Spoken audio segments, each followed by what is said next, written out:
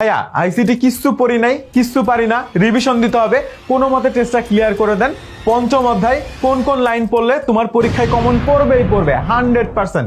চলো দেখে নেই আজকের ভিডিওতে। প্রথমে আসছে মাল্টিমিডিয়া এবং গ্রাফিক্স। সো মাল্টিমিডিয়া এবং গ্রাফিক্স এই টপিকটা কিন্তু বেশ ইম্পর্টেন্ট, বুঝতে পারছো? এখান থেকে বিগত বছরগুলোতে আসলে বেশ কয়েকবার কোশ্চেন আসছে। সো তুমি যদি এই মাল্টিমিডিয়া এবং গ্রাফিক্স এই অংশটা মোটামুটি একটু ভালো মতো রিডিং পড়তে পারো, তাহলে কিন্তু আসলে এখান থেকে যতগুলো কোশ্চেন আসছে তুমি খুব ইজিলি পারবা। কয়েকটা জিনিস আমি আসলে বেশি ইম্পর্টেন্ট সেগুলো আসলে মার্ক করে দিছি, আন্ডারলাইন করে দিছি, ঠিক আছে? যেমন টেক্সট, চিত্র, গ্রাফিক্স, সাউন্ড, এই সব কিছু, চলমান মুভি, সব কিছুর মাধ্যমে আসলে মাল্টিমিডিয়া গ্রাফিক্সটা হয়, ঠিক আছে? কত সালে আসলে প্রথম সিনেমা বা চলচ্চিত্রের উদ্ভাবন হয়, এটাও কিন্তু 1895, বেশি ইম্পর্টেন্ট একটা ইনফরমেশন, ঠিক আছে? এবার চলে আসো মাল্টিমিডিয়ার মাধ্যম সমূহ। সো মাধ্যম সমূহ আসলে এখানে 6টা, ঠিক আছে? টেক্সট, তারপরে চিত্র, শব্দ, ইন্টারাক্টিভ, কম্পিউটিং, অ্যানিমেশন, ভিডিও। সেই জিনিসগুলো মনে রাখবা, ঠিক আছে? অপশনে কিন্তু আসতে পারে। তারপর আসো বর্ণ বা টেক্সট যতগুলো আছে সবগুলো একটু ইন ডেসক্রিপশন লেখা আছে, তুমি জাস্ট একবার রিডিং পড়বা, তাইলে ইনশাল্লাহ হয়ে যাবে। এখান থেকে আর তেমন কিছু পড়ার কোনো দরকার নাই, ঠিক আছে? এবার তথ্য যোগাযোগ প্রযুক্তিতে মাল্টিমিডিয়া ব্যবহার আসলে কোথায় ব্যবহার করা হয়? শিক্ষায় ব্যবহার করা হয়, মাল্টিমিডিয়া সফটওয়্যার ব্যবহার করা হয়। এখানে ইম্পর্টেন্ট কিছু কিছু সফটওয়্যার আছে, যেমন বাংলাদেশ 71, অবসর, বিশ্বকোষ, নামা শিক্ষা। এই 4-5টা সফটওয়্যারের নাম একটু মুখস্থ করে ফেলবা, যে এগুলো বাংলাদেশে তৈরি করা সফটওয়্যার। দেন ডিজিটাল প্রকাশনার ক্ষেত্রে আসলে এগুলো ব্যবহার করা হয়ে থাকে, এটা নর্মাল তুমি এমনি পারবা। বিনোদন, বিজ্ঞাপন, গেমস, অ্যানিমেশন, এগুলো জাস্ট রিডিং পড়বা, ঠিক আছে?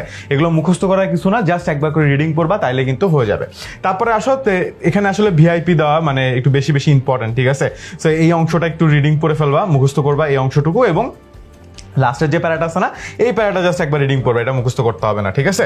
আচ্ছা, তারপর আসলে প্রেজেন্টেশনে চলে আসতেছি আমরা, ঠিক আছে? সো প্রেজেন্টেশন আসলে কোথায় কোথায় ব্যবহার করা হয়, এই জিনিসটাই বারবার রেগুলারলি কোশ্চেনে আসে, যে কোথায় কোথায় আসলে প্রেজেন্টেশন ব্যবহার করা হয়। তুমি এমনিতে জানো কোথায় কোথায় আসলে প্রেজেন্টেশন সফটওয়্যার ব্যবহার করা হয়। সো সভা, সেমিনার, তারপর কর্মশালা ইত্যাদি ইত্যাদিতে ব্যবহার করা হয়ে থাকে। তারপর আসলে পাওয়ার পয়েন্ট প্রোগ্রাম খোলা এবং স্লাইড তৈরি করা। সো এখানে যে ধরো খোলা বা স্লাইড তৈরি করার জন্য অনেক কথাবার্তা আছে, তাই না? অনেক কথাবার্তা, কিছু না, স্টার্ট লেখা হচ্ছে, এটা হচ্ছে স্টার্ট বোতাম, ঠিক আছে? তো পর্দার নিচের বাম দিক কোণে স্টার্ট বাটন লেখা থাকে বা স্টার্ট লেখা থাকে, এটা হচ্ছে স্টার্ট বাটন। এই একটা জিনিসই তোমার মোটামুটি জানা লাগবে, ঠিক আছে? আর বাকি তেমন কিছু জানা লাগবে না। তারপরে তুমি আসো হোম মেনুর কথাবার্তা, জাস্ট হোম মেনু কোথায় পাওয়া যায়, হোম মেনু থেকে কি সিলেক্ট করবা, এই অংশটুকু পড়বা, বাদ বাকি তেমন কিছু লাগবে না, ঠিক আছে? তারপরে আসো এখানে কিভাবে প্রেজেন্টেশন সেভ করতে হয়, জাস্ট এই 2টা লাইন পড়বা, বাদ বাকি আর কোনো কিছু পড়া লাগবে না, ঠিক আছে? তারপরে হচ্ছে স্লাইড যোগ করা। সো স্লাইড যোগ করার জন্য আসলে প্রথমে কোথায় ক্লিক করতে হবে, ঠিক আছে?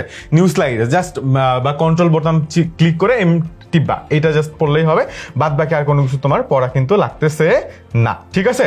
আচ্ছা, তারপরে দেখো স্লাইড প্রদর্শন করা, জাস্ট কিভাবে স্লাইডটা প্রদর্শন করবা, এই জিনিসটা যদি তুমি পড়তে পারো, ঠিক আছে, তাইলে হবে। এখানে জাস্ট 2টা লাইন আমি দাগাই দিছি, এই 2টা লাইনই তুমি পড়বা, ঠিক আছে? শর্টকাট কিটা আছে, এই 2টা লাইন জাস্ট পড়বা। তারপর আছে স্লাইডে ব্যাকগ্রাউন্ড যুক্ত করা। সো স্লাইডে ব্যাকগ্রাউন্ড যুক্ত করা এতটা ইম্পর্টেন্ট কিছু না, এখান থেকে ওইভাবে কোশ্চেন ইউজুয়ালি আসে না। তারপর আসো স্লাইডে ছবি যুক্ত করার যে ব্যাপারটা আছে, এটা একটু ইম্পর্টেন্ট, ঠিক আছে? স্লাইডে আসলে কোন আইকনে গেলে, কোন মেনুতে গেলে আসলে স্লাইডে ছবি যুক্ত করা যায়, ইনসার্ট মেনুতে, এই জিনিসটা পড়তে হবে। সেম ভাবে এরপরে আসলে ভিডিও যুক্ত করা আছে, স্লাইডে ট্রানজিশন যুক্ত করা। ট্রানজিশন যুক্ত করা খুব বেশি ইম্পর্টেন্ট না, কিন্তু স্লাইডে কিভাবে আসলে ট্রানজিশন প্রয়োগ করবা, সো এটাও খুব বেশি ইম্পর্টেন্ট না, জাস্ট এগুলো রিডিং পড়ে ফেলবা, ঠিক আছে? তারপরে ট্রানজিশনে শব্দ প্রয়োগ করা, এটা একদমই দরকার নাই, এখান থেকে কোশ্চেন আসে না। ভিডিও যুক্ত করার জন্য আসলে কি করতে হবে, এটা একটু পড়তে হবে, ঠিক আছে? ইনসার্ট মেনু, রিবনে movie, drop down box click করলে মুভি এখানে আসবে। সো এখান থেকে এই যে 2টা লাইন জাস্ট পড়ে ফেলবা।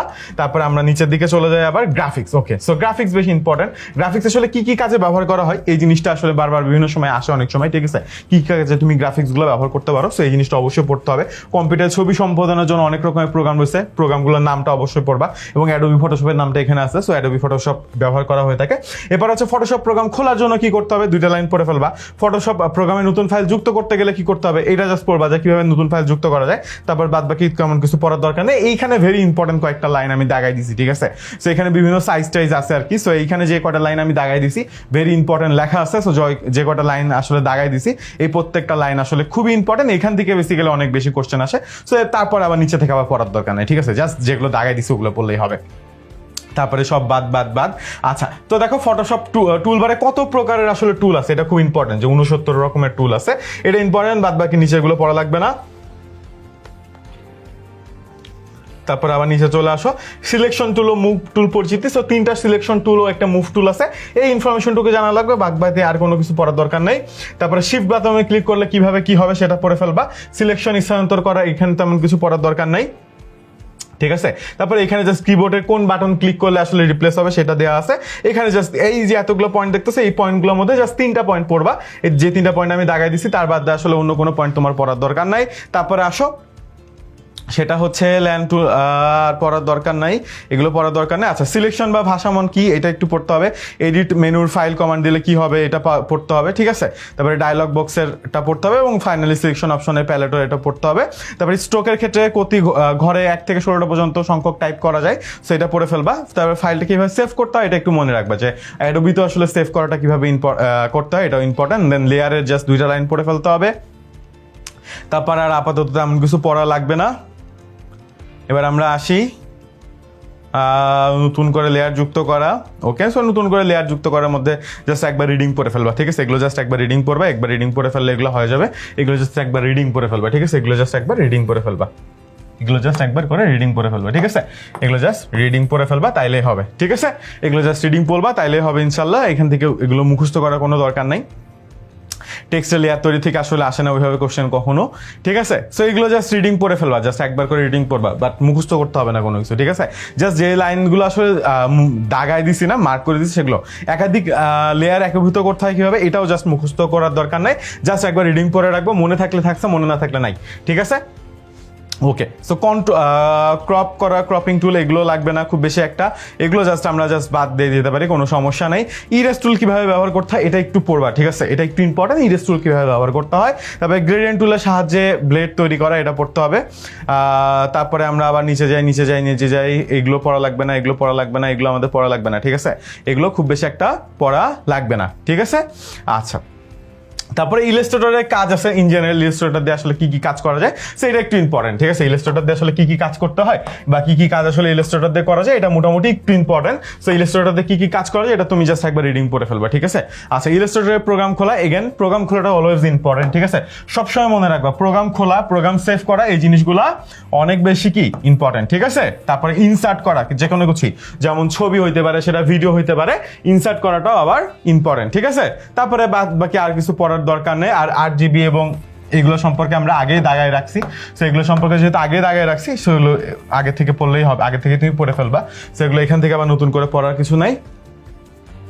ওকে, সো এখানে দেখো, এখানে আবার আমরা টুলবারের পরিচিতিতে আসি। সো এখান থেকে টুলবারে খুব বেশি কিছু পড়া লাগবে না।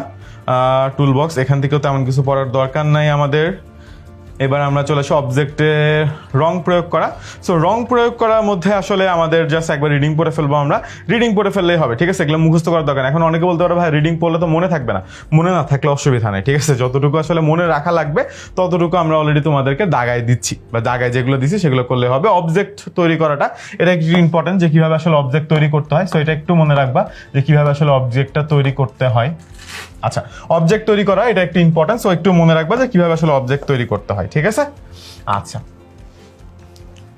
তারপর আবার আমরা নিচের দিকে চলে যাচ্ছি, এগুলো সব রিডিং পড়বো আমরা, এগুলো সব রিডিং পড়বো। এই যে অনেক কঠিন লাগতেছে না ভাই, এগুলো থেকে আসবে না কোশ্চেন, ঠিক আছে। এগুলো থেকে ওইভাবে কঠিন কোনো কোশ্চেন আসলে আসবে না, ঠিক আছে। সো তুমি এগুলো নিশ্চিন্তে থাকতে পারো, এত ইন ডিটেলসে আসলে আমাদের কোশ্চেন এই চ্যাপ্টার থেকে আসে না, শুরু থেকে আসে, লাস্টের থেকে আসে, এবং যে লাইনগুলো দাগাই দিছি সেই লাইনগুলো থেকে আসে। অবজেক্ট ওরিয়েন্টেড এগুলো কোনো কিছু লাগবে না। আমরা নিচের দিকে চলে যাই, ঠিক আছে। সো কিভাবে বাঁকা করতে হয় টরতে হয় এগুলো লাগবে না। পথ সম্পাদনার কাজও আমাদের লাগবে না। অ্যাঙ্কর, পয়েন্ট যোগ করা, ওকে। সো অ্যাঙ্কর থেকে আমাদের একটু প্রশ্ন আসতে পারে, সো অ্যাঙ্করটা আমরা একটু পড়বো, ঠিক আছে। অ্যাঙ্করটা একটু পড়বো, তাহলে আমাদের হবে। অ্যাঙ্করটা রিডিং করে ফেলবো একবার, ঠিক আছে, ভালো করে রিডিং করবা। দেন অ্যাঙ্করের হচ্ছে পয়েন্ট বাদ দিতে হয় কিভাবে এটা একটু রিডিং করবা, ঠিক আছে। অ্যাঙ্করে কিভাবে পয়েন্ট বাদ করতে হবে, ডিলিট করবা কিভাবে এটা অবশ্যই বলবা,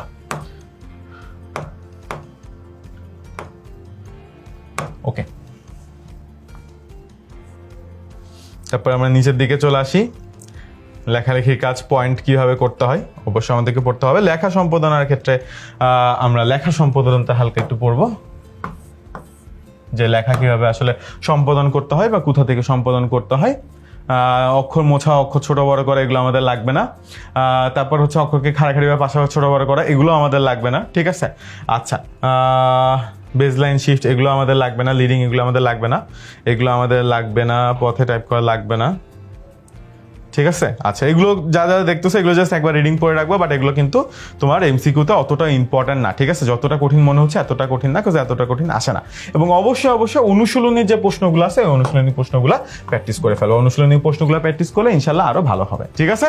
দেখো ভাইয়া, তোমাকে আজকে একটা চ্যাপ্টার ক্লিয়ার করে দিছি, কিন্তু তুমি যদি চাও এইভাবে তোমার এসএসসির সবগুলো chapter, arts, commerce, science, general science সবগুলো চ্যাপ্টার কভার করতে, সাজেশন পাইতে এবং আমাদের সাথে লাস্ট মোমেন্টে রিভিশন দিতে, তাহলে তোমাকে জয়েন করে ফেলতে হবে এসএসসি 26 সুপার স্টুডেন্ট 10 এমএস এই গ্রুপটা। ফেসবুকে চলে যাও, এই গ্রুপটা লিখে সার্চ করে ফেলো এবং জয়েন করে ফেলো। আমাদের কিন্তু অলরেডি 96,000 মেম্বার জয়েন করে ফেলছে। ইনশাআল্লাহ তোমার পরীক্ষার আগ দিন পর্যন্ত তোমাকে আমরা সব রকম ভাবে সাপোর্ট দিয়ে যাব।